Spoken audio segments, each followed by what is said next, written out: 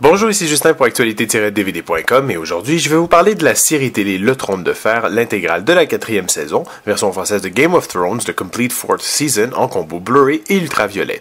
Créée par David Benioff et D.B. Weiss, la série met en vedette Peter Dinklage, Lena Headey, Emilia Clarke, Kit Harington, Nikolai Coster-Waldau et Jack Gleeson. Distribué par HBO, l'ensemble est disponible en magasin depuis le 17 février 2015.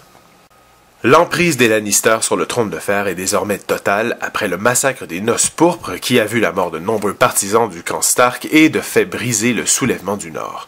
Alors que Stannis Baratheon poursuit la reconstruction de son armée à Pendragon, un danger imminent arrive du sud en la personne d'Oberyn Martell. Ce dernier, arrivé à Port-Réal pour le mariage du roi Joffrey et de sa fiancée Margaery Tyrell, est habité par un désir de vengeance.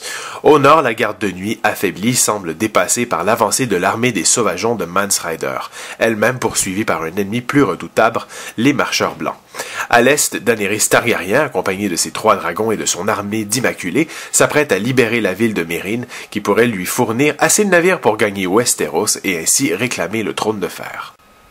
À la fin de la 3e saison, chaque personnage de la série en était à un certain aboutissement de sa destinée, attendant un nouveau départ pour vivre des aventures qui les mèneront plus loin dans les contrées des 7 royaumes et des manipulations pour arriver au pouvoir. Après le terrible mariage sanglant qui a vu mourir les plus grands représentants des Stark, Arya est à nouveau sur la route avec son ravisseur et protecteur, le limier. Jon Snow est de retour auprès de sa confrérie des gardiens du mur, Sansa bloquée dans un mariage qui semble sans issue avec Tyrion, et Bran en route au-delà du mur pour en apprendre plus sur son don. À côté des Stark, les Lannister ont toujours la main mise sur Port-Réal alors que Stannis digère encore sa défaite. Theon Greyjoy n'est plus lui-même, Daenerys règne maintenant sur les terres à l'est après avoir libéré les esclaves, et Brienne ramène Jaime à bon port.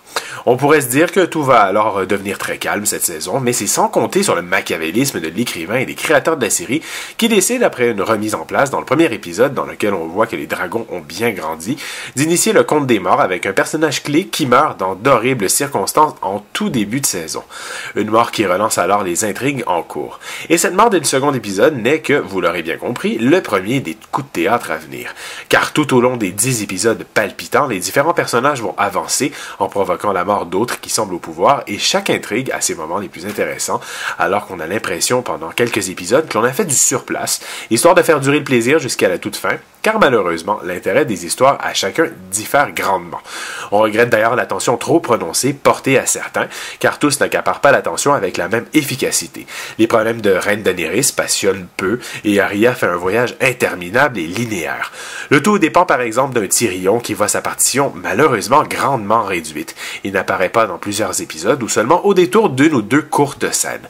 C'est bien dommage étant donné que les quelques séquences de Peter Dinklage, qui est un acteur vraiment génial au service du personnage phare de la série, sont les meilleurs moments de la saison, notamment la fin de l'épisode 6 qui, selon moi, lui aurait bien valu le Golden Globe et le Emmy qui lui a été si injustement dérobé. Cependant, on y retrouve tout de même de grands moments que je vous laisserai bien sûr le soin de découvrir. Mais comme je vous l'ai déjà dit plus tôt, on aimerait bien qu'il y en ait plus, même si le récit l'autorise parfois difficilement. Du côté audiovisuel, l'image est parfaite, sublime, sans fausse note. La série la plus coûteuse de l'histoire bénéficie ici visiblement des dernières technologies mises à disposition. L'image est soignée, les couleurs, contrastes, luminosité et éclairage sont travaillés minutieusement, comme pour toutes les saisons précédentes.